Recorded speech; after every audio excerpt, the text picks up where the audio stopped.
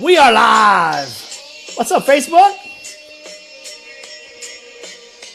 Have a nice little slurp of my orange juice. Try to set the phone up here. Got some beats.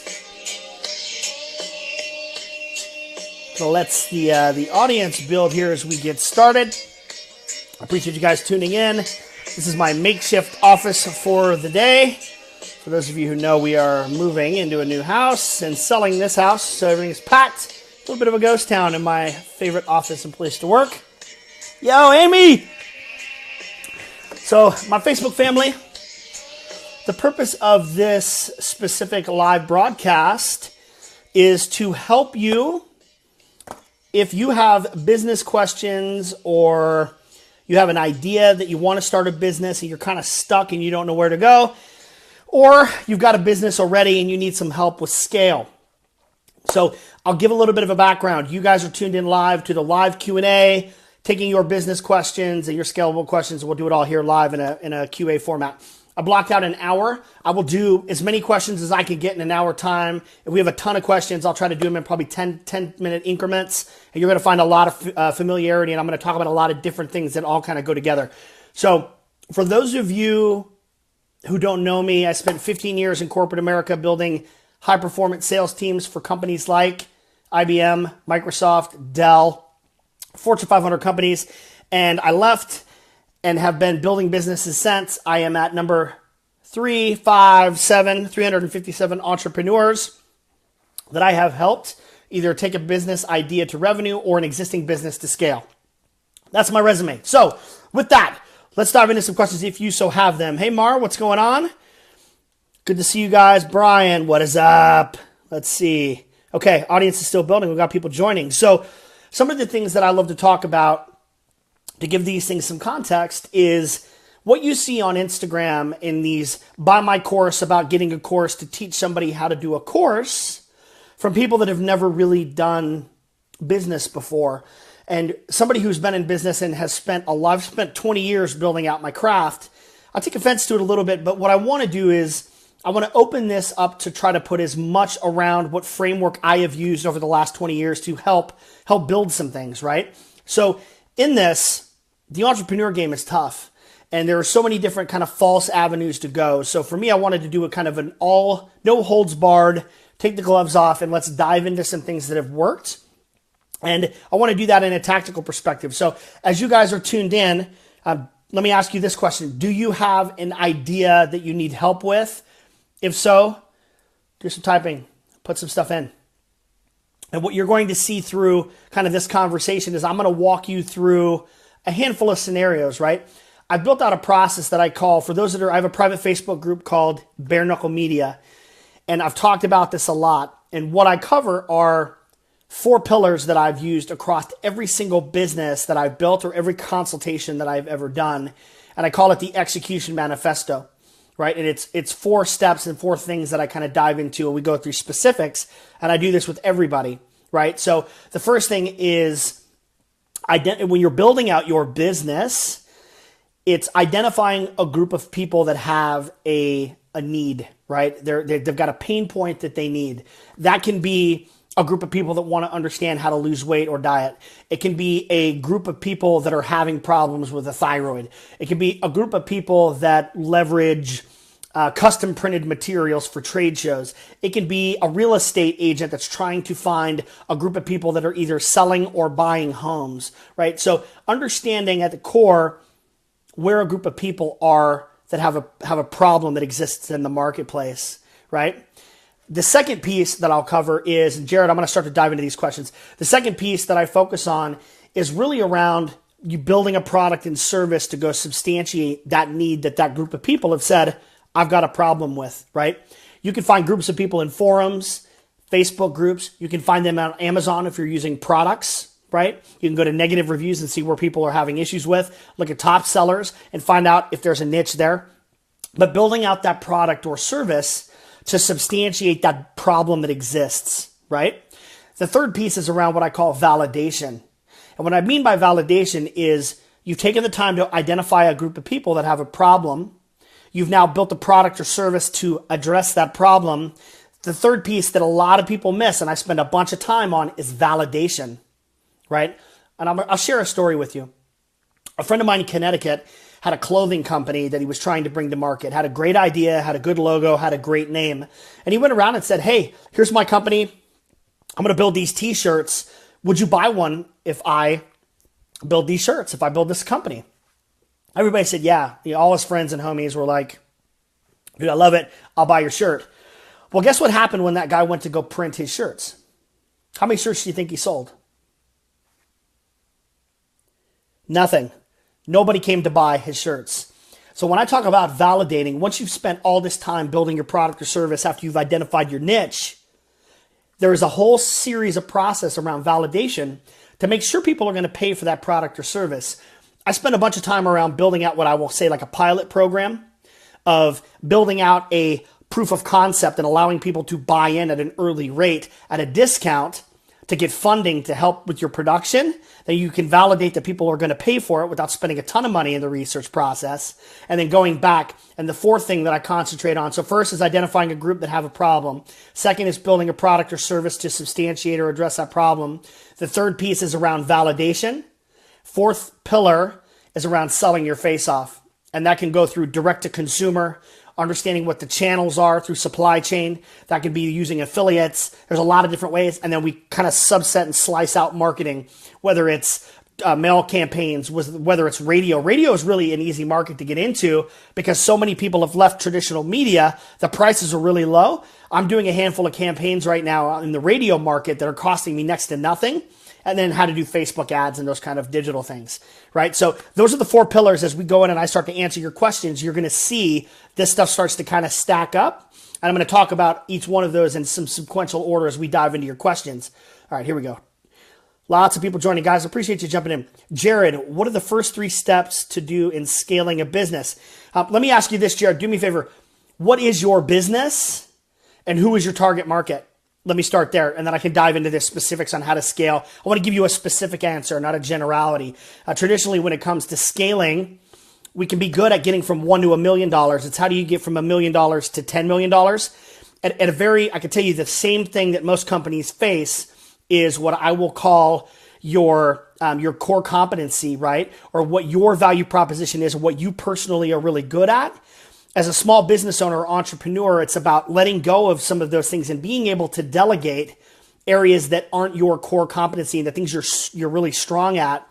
Your competitive advantage is the term I use, and outsourcing bits and pieces of those, whether it's logistics, whether it's manufacturing, whether it's operations, being able to know what parts of the business are slowing you down that you can delegate and you can outsource. It's going to cost you some money, but in the long run, it'll help you. Making that investment will help you generate more revenues in a general sense, right? Brittany Wallace, what's happening? Amy, I found a need and there's a demand and scarcity of 2 products. I can rep these companies exclusively in the state of Arizona, but where do I even begin? I need the question. What is the question, Amers? What is it that you want to know more about? Aaron, what's up? Tina, how long did it take to get to you where I am today? Tina, that's a great question.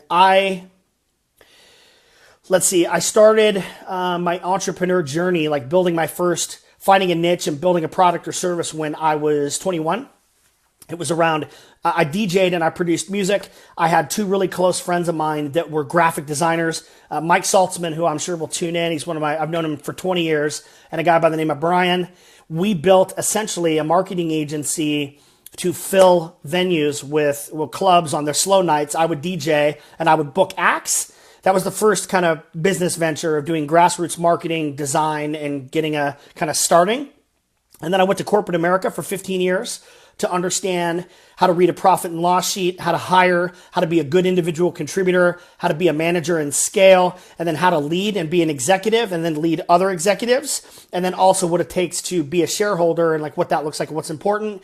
I left that about 5 years ago.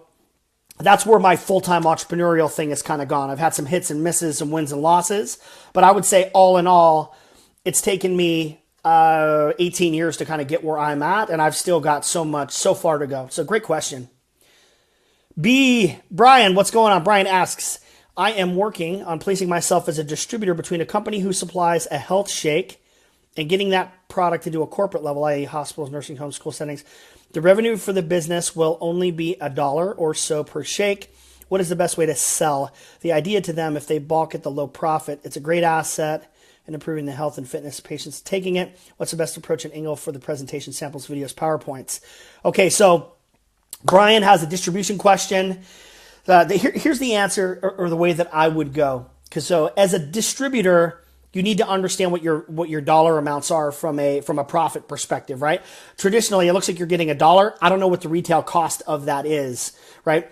The manufacturer will traditionally allow for distribution and for end users. There's a marketing budget that they will have allowed, or what they will call MDF, marketing allocated funds, right? So the MDF bucket for distribution, there should be something. So what I would do first and foremost, without coming out of pocket your money, is I would ask them a couple questions. One, I need to know what company assets I have access to. I need white papers, I need testimonials, I need videos that you can use and repurpose from a marketing perspective. That's one, because you don't need to don't recreate the wheel there, brother. Use and repurpose what exists. The second piece is ask them about a funding program that exists for the distribution chain. The word is MDF. What marketing funding do you have allocated for the channel or for distribution?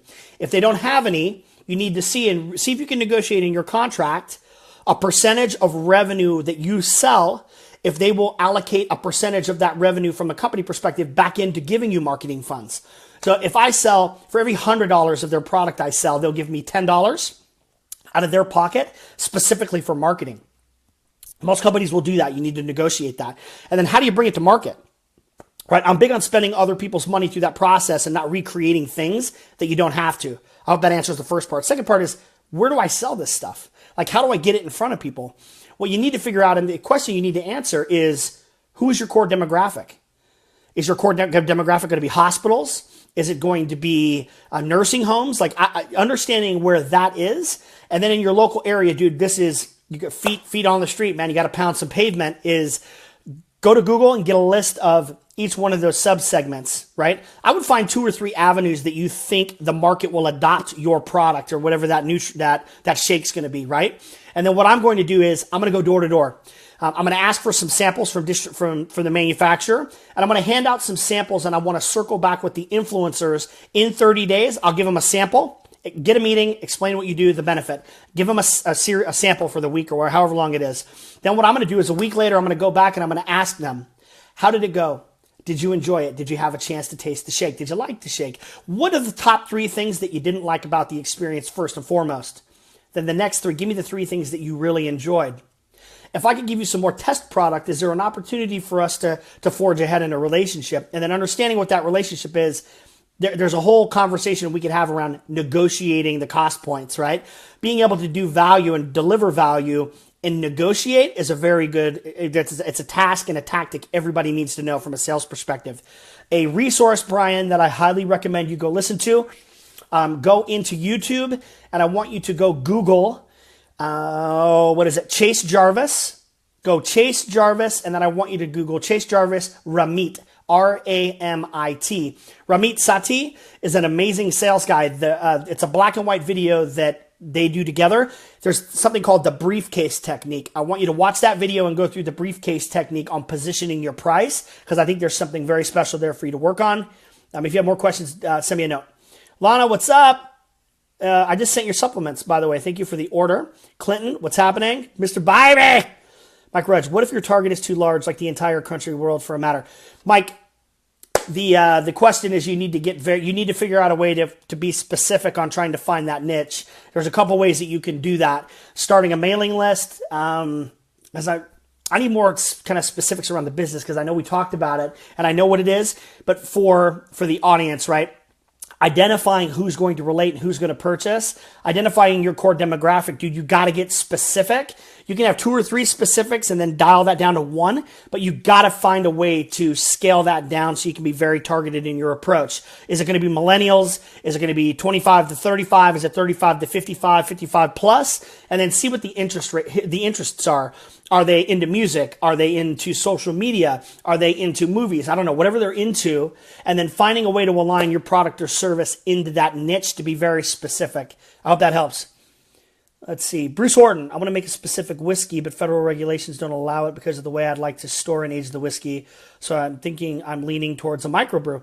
Well, a couple things that I would do first and foremost, Bruce, in your market research around distilleries. Here, this is the same thing for any of you that have got a medical marijuana question and somebody who wants to get in the dispensary business for legalization.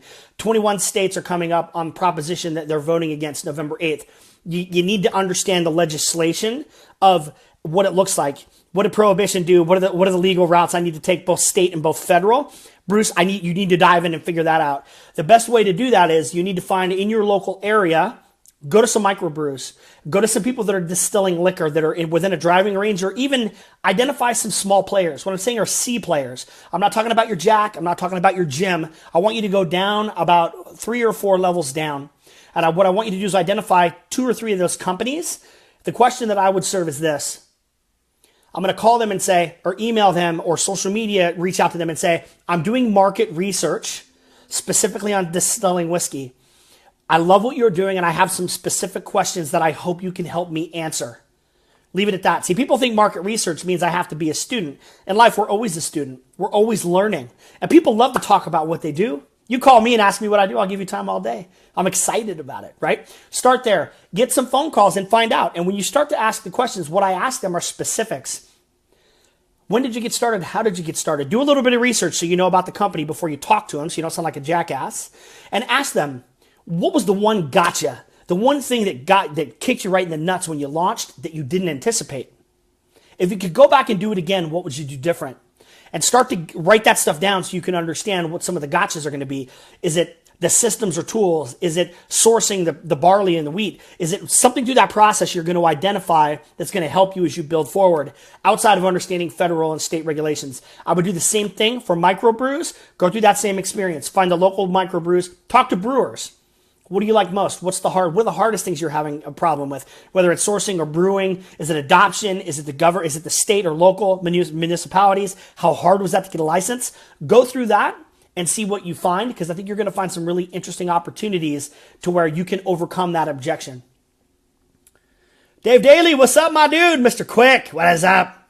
Amy Shelton, satellite radio. I don't know what that means. Phil, brilliant stuff. Thank you, brother. Jared, commercial construction, specialty flooring like polished concrete and coatings. So how do you scale a commercial construction business? That is a good question. Where do you need the most help? Right, I'm going to go back to operations and things that are slowing you down today. If you're a one-man shop, traditionally solopreneurs, the hardest time that they have is relinquishing control. I got to own. Because after all, nobody gives a shit about your business more than you do. And to relinquish some of that is hard, man. It's like somebody telling your baby's ugly. You don't realize your baby's ugly until you see pictures of them when they're older, when they're younger, looking back going, man, that was an ugly baby. You need to be able to relinquish some of that control. You need to figure out which areas you're having the most hang up in. Is it sales? Is it marketing? Is it getting contractors to actually go in and do the work? Or is it scalability and you need to find some more customers? I would identify that. And then what areas of those can you get a partner? Maybe bring somebody in for a small share of equity, or if you've got money available, can you invest in those areas to scale out the business? I hope that helps, brother.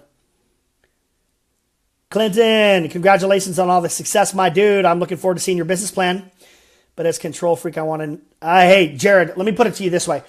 When you figure out a way to relinquish some of the delegation and you can delegate some of that stuff to grow, and you bring in a good, solid partner that you can trust, time and time again, that's how you scale. And if there's anybody here that's had those examples, I've outsourced software development. I've outsourced logistics. I've outsourced design work, and I love to do design. But what it's allowed me to do is I need you to think about this one phrase and just keep taking it over and over. Jared, what is your competitive advantage? Why do people hire you, brother? Why are you doing what you do? Right? There's a competitive advantage that you bring to the market, and there's a reason you're doing what you do. You need to focus there. Focus there, and you understand all the other aspects of the business, and you have to slowly delegate. Let's see. Chris Cam, what's up, Kristen? And that cute little baby with all that hair. Jason Woodrich asks, if you have a low-ticket product priced around $17 to $29, would you use a tripwire to get people to opt in or direct offer online-based product? Jason, I would do this. That's a good question. My supplement line, I started for the last 90 days, I've done a pre kind of retail, and the cost of it's $26.97. And I also do information products to drive people to buy the supplement. So the question is, if I've got a low ticket item, it's an e-product, right? It's something that lives online like a course. Would you use a tripwire to get people to opt in? Jason, this is what I think you need to focus on is at the beginning of your, I don't know what software you use, if you use ClickFunnels or some other capturing campaign or software. What I would look into is email capture. What you need to do is be concentrating on building out that audience as well. I keep the price point at what it is.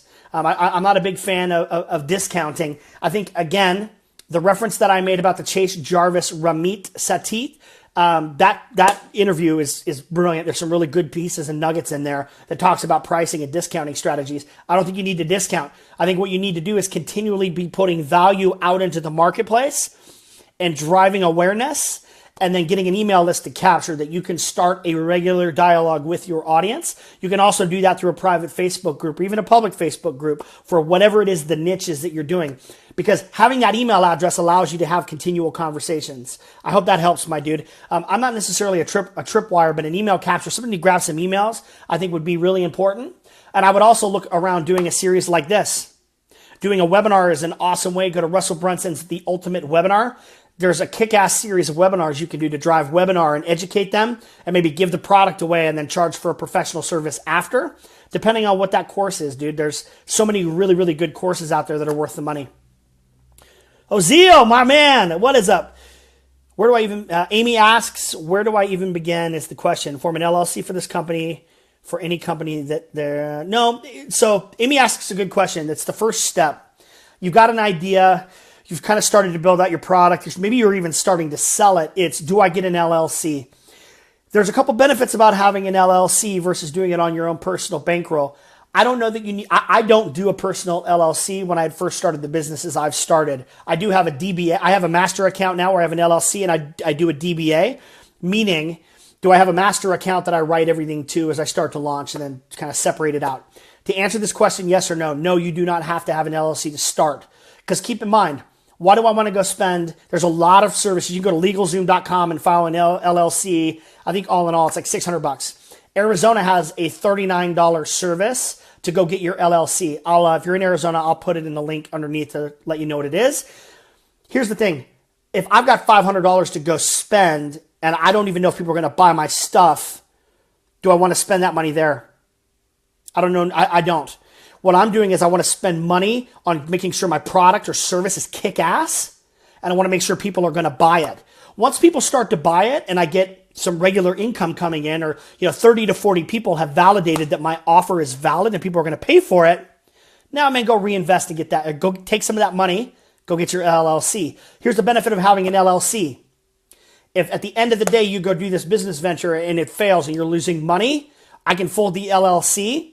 That LLC now becomes a tax benefit to me, right? It becomes I can write that off, and all the money I lost, I can recoup in taxes. Understanding the tax system and how you can take advantage of some of those things as an entrepreneur, I could probably, I have a couple finance friends I could probably bring on for a Facebook Live where we could do the finances, the financial way to set your business up to capitalize on things that are available. There are a ton of systems and tools that are made for you as an entrepreneur so you don't lose money. If you're losing money, there's a way to go recap that at the end of the year. And it's a great advantage of being an entrepreneur if you know how to play it. Great question, Amy. I love that question. Ray Booth, what is up, my dude? How we doing on time here, guys? All right, we're 27 minutes in. I started a new career in car sales, and I know I can make good money, but I want to run it as my own business. What would you suggest to maximize my opportunity so it's not just another car salesman? Ray, what I would do is this. You don't know enough about the business to start a business in car sales. What I do is I would attach myself to the top performers that are doing what you want to do. The guy that's selling 30 cars a month. The girl that's selling 50 cars a month. What I want to do is first, I want to attach myself to top performers from a sales perspective. What do you do? How do you do it? Why do you do it? What you're going to find out is there's going to be some familiarities and there's going to be some things that they do all the time. It's not luck. Next piece that I'm going to want to do is start to get close to your management team. Ask them from a leadership perspective, what do you expect out of your top performers? And as I'm looking to be the best version of myself I can be at the organization, what are some tips that you would recommend? Start to get closer to your leadership team and let them know you've got interest in understanding more about the business side, not just selling cars. And see if while you're working, it's on-the-job training. So you're understanding, what does it take to run a car dealership? Unless you've got friends that do it, right? What does it take to, do I get cars from auction? What kind of paperwork do I need? What's the markup from wholesale to retail? How do I negotiate those rates? What are the tax implications? What about the tags and licensing? What I would do is start to ask some of those questions and get some of the on-the-job training. The next thing that I would do is not so abrasive where you work, because you got to be super careful about how you do this. Then what I would do is I would go in and find Facebook groups of people that are car salesmen today, or people that own car dealerships, that are communities of people. There's tons of them. Go into Ryan Stewman's, the hardcore closer, find out what he's doing. He's got a ton of people that do car sales. And what I would do is I would ask them, see if you could set up 15-minute calls. Again, as I talked about, doing the same thing that I would do around the whiskey distillery is I'm doing market research. I want to know more about the pitfalls of owning a car dealership, and I'm hoping you could help me. What do you do? Why do you do it? How do you do it? If you could do it all over again, what would you change? Capture that information. And then you need to put 6 months in at least to grind it out and understand the business. And then see if you can come in with a partner that maybe has more experience, because the experience is what we're trying to gain here. Experience is where the gotchas are going to come. When you're new and you're green, you don't know what's going to get you till it gets you, right? That'll put you out of business. So maybe if you're really good at selling and you know you could go sell the shit out of some cars, but you got a guy who's really good at understanding operations, that's another benefit, dude. I would say maybe partner up with somebody who's got that experience and then do a joint partnership, 50-50, 75-25, whatever that agreement looks like. That's a great way to get started and leverage that ambition, brother. Great questions. Brooks, what's up? Norbert, what's happening? Mr. Cusick, good to see you. Ray Booth, have to sign off. Hopefully I can watch this later. Ray answered the question. Those were amazing vids. Thank you, dude. I think they're great. Chase and Ramit, awesome resource. Let's see. Mike Saltzman, I just talked about you, dude. Joe Fulmer, aloha, my brother. How are things on the island? Looking forward to seeing you here at the beginning of next year. Brian, hospitals and nursing homes are primary targets. Thank you, brother. 30 servings cost roughly $120. Retail of which I get 30. The manufacturer. Payment expected. You are awesome. Awesome, dude. Hey, another thing that I would look at, Brian, is see if there's a way I would partner with who are the top insurance companies that are in your area that are doing Medicare and Medicaid because of the age group that you're in. What I would do is there's independent reps that work for these insurance companies. What I would do is I would find out who they are. Go to LinkedIn, go to Facebook. They're gonna have groups of insurance carriers that are in Facebook in those regions. You can Google some of this too. What I'm going to do is I want to get tied to the hip with those reps, man. I'm going to say, hey, dude, I'll give you some referral and mark it up a little bit higher and try to have them introduce you to some people. Those insurance reps are going to know tons of people. They're a great resource. Let's see. Amy, silly, you said that you're advertising on radio, terrestrial radio, AM, FM. John Fitch, what's up? Video cookbook. Oh, it's a video cookbook series. Jason, I love that, dude. Yeah, I would absolutely. Here's the thing. Giving away material. Here's the whole, if you want to leverage building out an audience, there's a couple things. You got to have quality content first. You got to have consistency. Those two things, quality content plus consistency equal value. They equal value, right? And value can be perceived many ways. It can be by getting a customer base. It can be by building a tribe. It can be building out opportunities. It can be for networking. For me, I want to start to put some of the free stuff out, good stuff. Put good stuff out into the marketplace. And I'll share a story with you. So we were with Gary Vaynerchuk in London at Dan Meredith and Frank Fallou's event at York Hall last year. Had a chance to spend a day and a half with Gary. When I asked Gary about giving free stuff away, and did he ever worry about that? And here was the answer. I give away 99% of my stuff for free because I know people aren't going to do shit with it. But here's the thing is, if your free stuff is that good, how good is your paid stuff going to be? It's going to be good, right? So I like the question about the tripwire going into the video series. I would look at ways to try to put those videos out to gather some email addresses and then start to push that out into the market. I hope it helps, man. Doing that right now. Love it. Scott, can you scale my business? Scott, I can scale your business. What do you need scalability on? Go, no, an LLC. Yes. What's up, Henry? Danny, how would you market a clothing brand? Danny, I'm going to take a drink of this orange juice before I answer that because I've gotten myself in trouble answering that same question. First off, let's talk about clothing brands and apparel brands. Margins are very slim and you make a big investment on buying material. That's first and foremost before anybody's going to buy your shit. What I do is I do this. I want to first prove that people are going to buy my apparel. I want you to go to Shopify. It's a little bit expensive, but they are the best e-commerce thing I've seen. Don't mess with WooCommerce and doing a WordPress site. Go straight to Shopify. There is a plugin, an app called Printful. What Printful allows you to do is what's called print on demand. When I say print on demand, that means I can put up 10 or 15 shirts. They've got amazing mock-ups. I put my designs on it and it gives me the shirts. I use those images in all my marketing. I can use these now to go position myself and do a bunch of marketing around getting people to my site to buy my stuff. But what happens here is you don't have to go out of pocket $500 or $600 to buy a bunch of shirts in hopes that people are going to buy them. What happens is I spend that effort and that time and that money driving people to my Shopify site. Printful does one-offs. They print as each order comes in, they print them. They ship them in a kick-ass package. They shrink wrap them in a black bag, very professional, with the invoice included. Your margins are going to be $6 per shirt, unless you set that, adjust that. $6 per piece of apparel is a kick-ass margin point. Traditionally, you're not going to get that high of a margin point, and I start there. If you're doing 200, 300, 400 shirts a month, then you might want to look at bringing that in-house. That's the way I would launch a clothing line because your biggest expenditure is going to be in inventory. It's that way with any physical product. Stacking inventory is where shit gets expensive.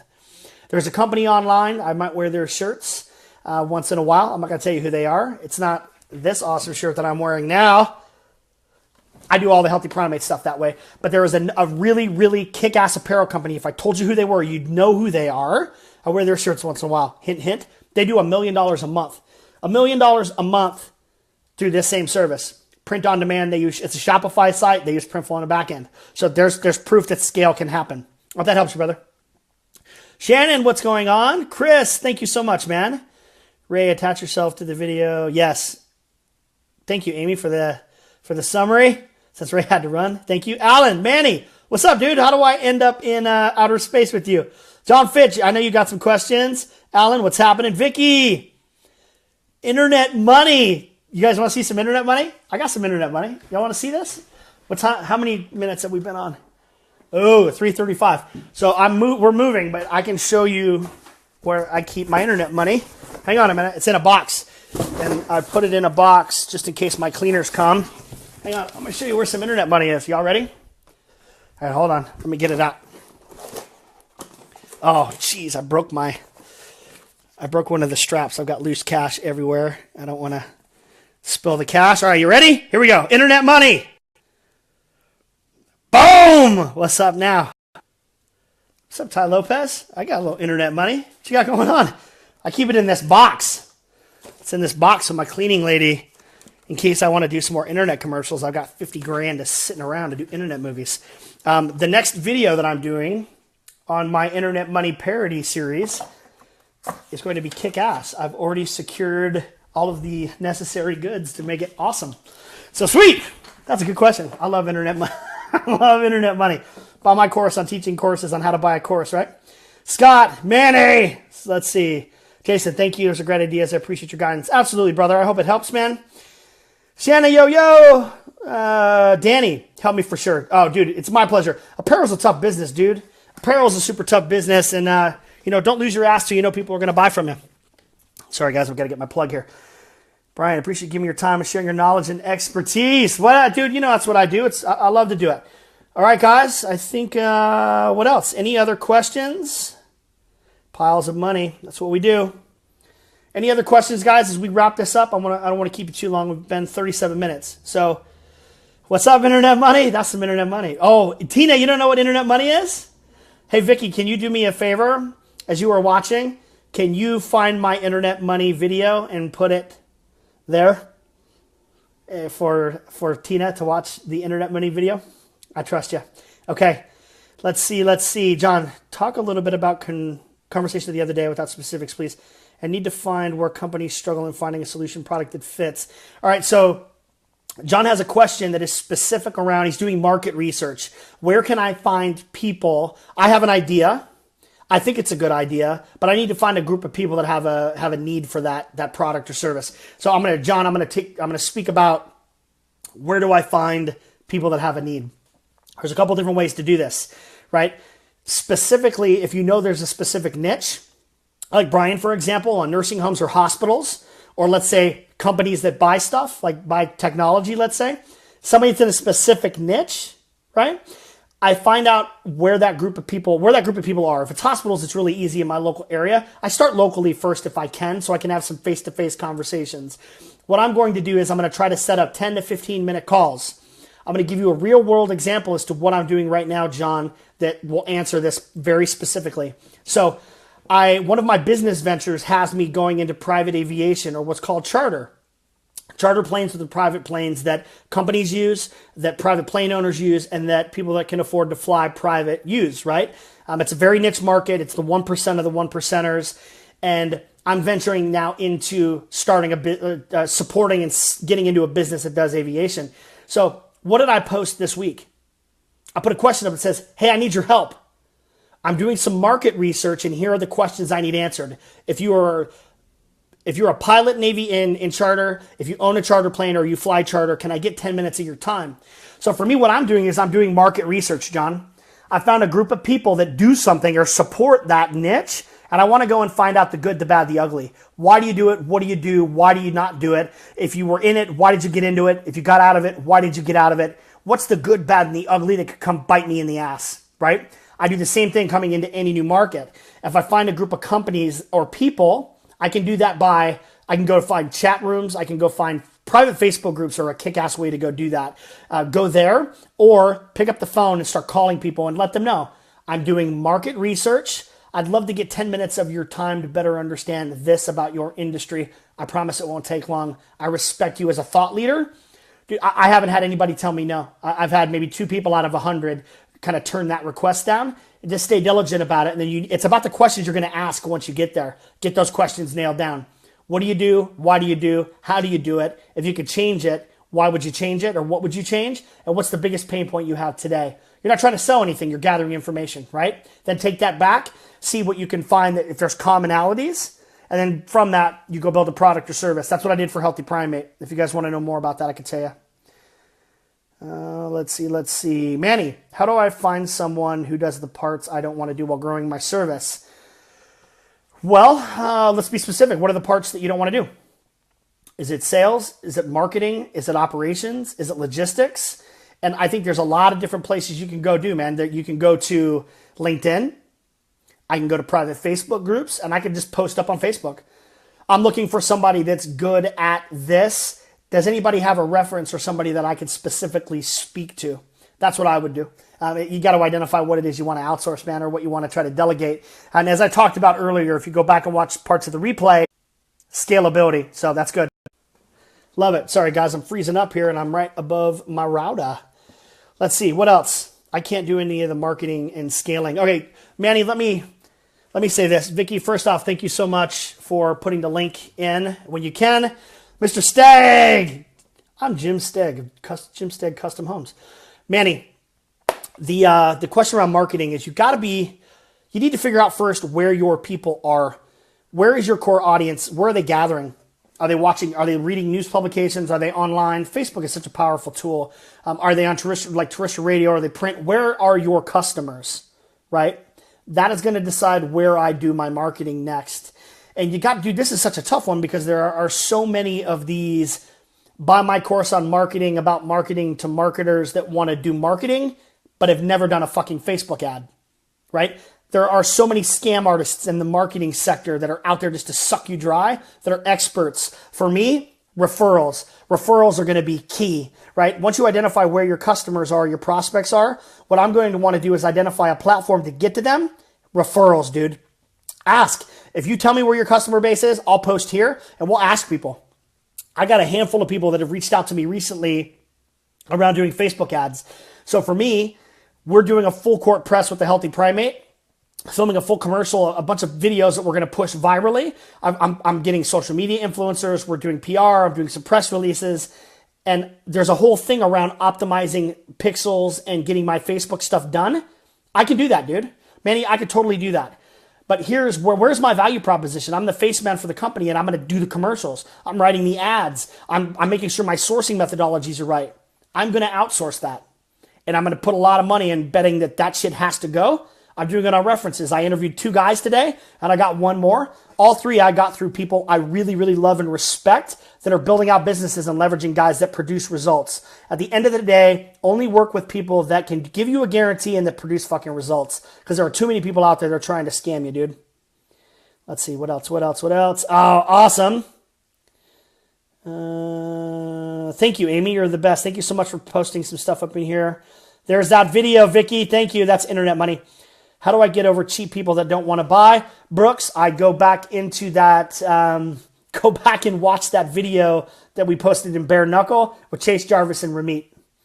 Right? Don't discount. You don't have to. You need to get to the right people. And what I will the way that I will answer that is when you get in front of people, I would leverage the briefcase technique. And what that briefcase technique is being able to do some due diligence, giving them offers, and then pulling out a document that says, well, here's what I've already thought about based on the research that I've done on the product that I'm offering your company and where I see there could be value, right?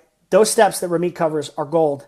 He's got a great set of services. I would follow that, dude. There's some great examples there and some great methodologies on how to speak and the right vernacular and script to use in a price discussion to overcome a price objection. When you have positioned value enough through your research, dialogue, reference, discussion, price will be the last thing. Price is always going to come up, but if you've done your due diligence there, price won't. All right. Let's see. Chris, that is for sure. Marketing authenticity these days. Yeah, Chris, it's a joke, dude. My market is all over. Everybody needs flowers. Kimberly, flowers. Oh, we gave you some names. You got some good, you have some good names coming up, right? I think you need to look at who uses flowers. Flowers are very seasonal. We almost bought a flower shop 8 years ago and went in to do the books and found out like 90% of their business came in February.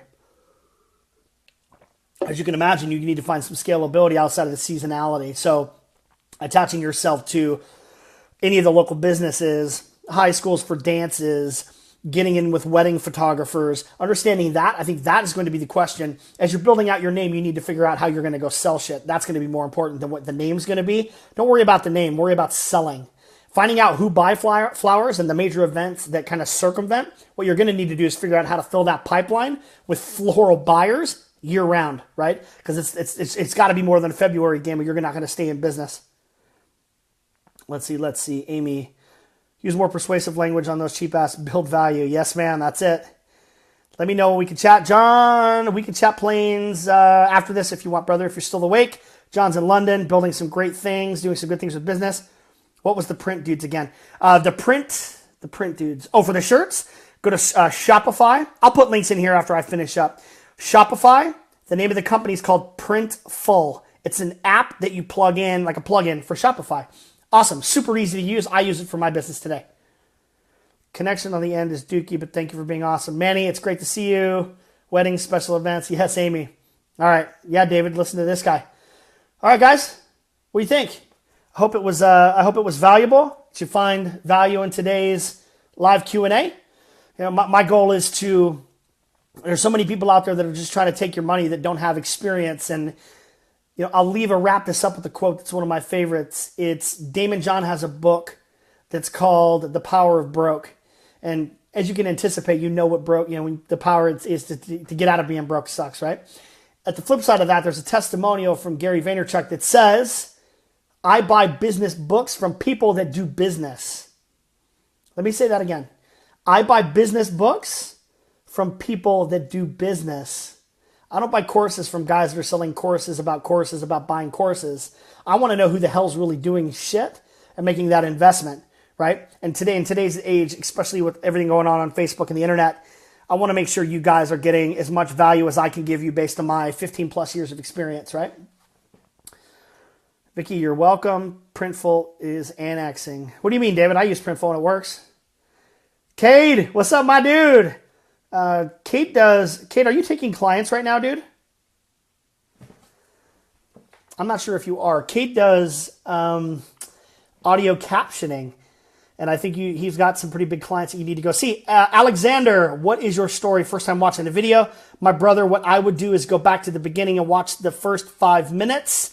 The video, I give a little bit of a bio. There's a ton of stuff there and a bunch of value. Go there. If you've got questions and you've got more stuff you want to know about me, you can go to Kolby Kolibas, Kolibas on LinkedIn, or go to my profile. I've got 4 interviews. I do 3 or 4 podcasts a week. There's radio interviews there that I've done that I go in depth about my background.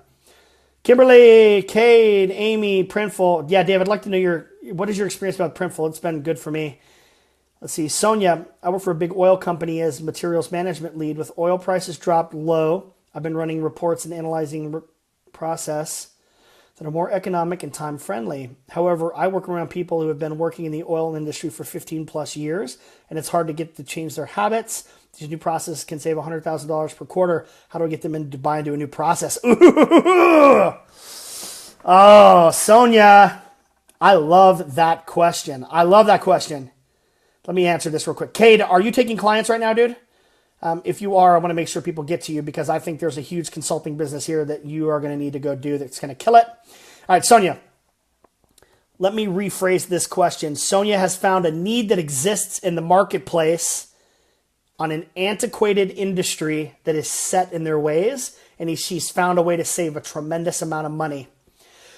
Sonia, what I would do is I would outline that and put it into a process. And what I want you to be able to do is I want you to be able to tell me what the 4 steps are in that process. You don't have them today, or maybe you do. And what you're going to do is you're going to brand this as a proprietary process that you've built around materials management to save oil companies a tremendous amount of money. And then we're going to name that process. The name of that process is going to be something unique to what you do. And now what we're going to do is we are going to back into other companies that you do not work for, and you're going to build a professional consulting service that's going to sell this as a service. What we're going to try to do now is don't worry about if your company is open to having this discussion. If they are clearly pushing you back because it's a good old boys club, I love antiquated process. My favorite thing to hear is it's just the way it's always been. I do this because that means there's opportunity. And let me give you an example of what I'm talking about. The Dollar Shave Club. Mike at the Dollar Shave Club and what Chris Stoikis is doing over at Dollar Beard Club, what are they doing? Okay, so the razor market, the way that they would increase their value proposition was by adding more blades. Well, scientific study tell me after 4 blades, I don't need more. I'll add more blades and I'll charge $30 a razor. I don't need that many. It's a very antiquated system. What happened? Dollar Shave Club came in, flipped an antiquated system on its head, and built a value proposition in an aging market and got bought for $1 billion. Chris Stoikis, on the flip side, at Dollar Beard Club, has found a way to capitalize on the other side of the people, the bearded brother, I don't know, a bearded brother, kind of a goatee brother, the bearded brothers that don't shave, who need to keep this thing beautifully. And I don't want to buy 25 products. I need to buy 1 or 2. I want that on a continuity program and have come in and flipped the world upside down. Branding, marketing, market. So you're in a really, really, really good position. I ask you to do this first. I need you to go back and look at your legal contracts of employment, and I need to see if there's any NDAs or anything that exist or non-competes within your agreements. If you want to DM me after this, I'll sign an NDA with you if you'd like. So I want to make sure you're safe. I can go over your contracts and make sure you're going to be okay. What I would do is, or have a lawyer review it. That's probably a better way to do it. Just go spend $100, have your lawyer review it. If those documents don't exist, you are ripe and a good opportunity to build a professional services company around helping other companies go save that money. This is going to be really, really exciting if you can put something to it. Build a process, name that process, brand that process. Make sure you're not going to get in trouble from your company. And then you find other companies that you can have interactions with and start to do professional services engagements with. Whether it's you or you can bring a partner in that can go in while you transition. Anybody, this question hasn't come up yet, is how do I leave my day job?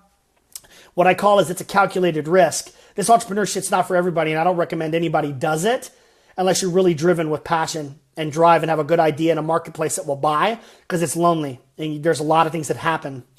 Calculated risk is I'm going to spend the next 6 months transitioning out of my business. I'm earning enough money here I get off work at 6. I spend time with the family from 9 to midnight. I'm working on the consulting business and on the weekends, not using company assets or company time or company customers.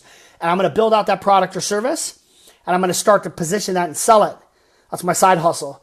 And when the side hustle money starts to become, right, you're going to have, here's how much I make. Oh, here's how much I make now. It's going to start to dip. Then here's how much I'm making in the new business starts to go up. You're going to hit an axis. And when you make enough money on your side gig to transition out, put a timeline around that. We could talk about the financials as to how to do that. But I would do that. I think you're in a great opportunity there, and I'm really excited to see what you do. GSD. Colette, good to see you. Cade, yes. Thank you, brother. David, he means amazing, not annexing. Yes. Sorry, I'm excited today. Closed caption, Shoemaker just axed a button to people instead of listening to somebody like Sonia. I wish her luck. Yes, absolutely. My site hasn't been monetized yet, but I'm getting about 2.5K visitors a month in the fitness industry. Achieving escape velocity. Kate, I love that. I love it. I call it unplugging from the matrix, right? My site hasn't been monetized yet, but I'm getting about 2.2K a month in the fitness industry. What are some of the successful monetizing strategies? I want to do this full time. David, how do you monetize your site getting 2,000 visitors? 2,000 visitors, is that your social media site? Is that to your blog? What I'm going to recommend is doing this. You've got that many eyeballs. I think what I can start to do now is doing a few things. Is there a product or service that you can do, whether it's consulting or ebook or book or speaking, that you can wrap around this and start to charge for? I don't know the answer to that. Second piece is, do you have a mailing list where you are actively involved in having a dialogue outside of your blog? That's 2. Third piece is this: sponsorships and endorsements by people that are kind of within your industry. Is it food? Is it product? Is it like workout materials? What am I looking for? Like barbells, dumbbells, shorts, clothes, apparel. If there's something specific that fits within your marketplace that you can do from a sponsorship perspective, people pay good money. You can get $2,000, $3,000, $4,000 a month in sponsorships or endorsements based on the amount of eyeballs that you currently get on your blog. Next piece is, what is an additional product or service that I can bring into that marketplace to start to monetize? But I would also start to look at this. How big is your social media influence? If you're getting 2,000 hits a day, how are people interacting with you? And I would really, really start to look at leveraging video across multiple platforms to tell that story. How's your social media? Are you on social media being able to sell and transition and give that same kind of value proposition in social media to broaden that reach? Because sponsors and endorsements are going to pay for eyeballs. The more eyeballs you have, the more relevant you seem to get for kind of a sponsorship or an endorsement deal. And then understanding, is there, from a product or service, is there a specific niche that you can do and take some of your context and put it into a book or an ebook? I do print on demand on Amazon. There's a ton of stuff there that can get you to print on demand. Like I said, I'm on an on-demand schedule. I don't want to buy a bunch of books that are sitting unless I want to use that as a marketing investment to hand out as part of my validity as to what I do. And then having those kind of, you leveraging that as a marketing tool and also start to monetize there. Speaking engagements could be big. And then what I would also think about is there a private monthly subscription that you can add people to? You get 2,500 people a month. Is there something I can do around monetizing that with a private Facebook group? I can leverage Stripe or PayPal for a recurring revenue program. I have a reoccurring program now called a private Facebook group called Bare Knuckle Media. That's what I do. I do this, but I dive into way detail and help people solve problems and business stuff. And I'm in there every day. What I would look at is there a way to do a private Facebook group and monetize that and charge $39 a month and getting a continuity program based out of that? Because $400, $500, $600, $700 a week on a continuity program is good money, dude. It starts to add up. And then what I need to do is I'm starting to transition out, or as Cade says, this achieving escape velocity. What I would do is, you need to know, you know how much, this is a math exercise, right? Math doesn't lie. How much money do you make today? How much money do you need to make to live the same lifestyle or what you're accustomed to? And I'm not talking about you eat out every day and you take a ton of vacations. What I'm talking about is, how much does it cost for you to live? What are my living expenses, my mortgage payment, my car payment, the stuff that it keep the lights on, right? So not necessarily losing quality of life, but just living and maintaining. You need to know what that dollar amount is. You need to know how much money you need to produce in order to get there. And you'll hear this time and time again is, You're building this monetization project outside your day job, right? So you're doing it after hours and on the weekends and the mornings. You're spending that time to get it built up. As you start to generate revenue, what I start to look at is, this is my own opinion, is I'm a big fan of Dave Ramsey. I love to pay down debt. Start to pay down your debt without additional business before you start to go full-fledged into a business. The more debt you can pay down, the more debt-free you can be when you make that transition out and break out, the less stress you're going to have, dude. I'm not saying paying your house off. I'm talking about get rid of all your credit card debt. If you can pay your cars off, small chunks. Go to daveramsey.com.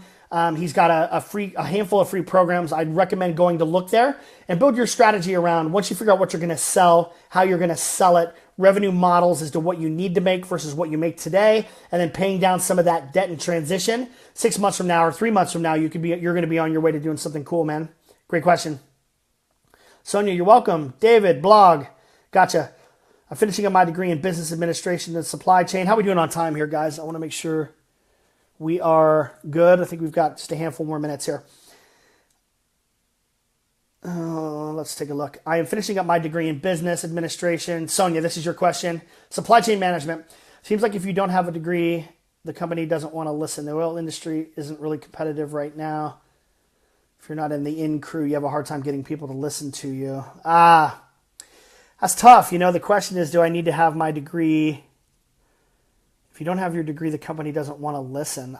That's, the experience piece of that is, let me make sure I'm going to go back here. Okay, so I think there's a couple things. The question you asked me, that's an objection. That's an objection, right? People aren't going to listen to me because there's this thing about me not having a degree.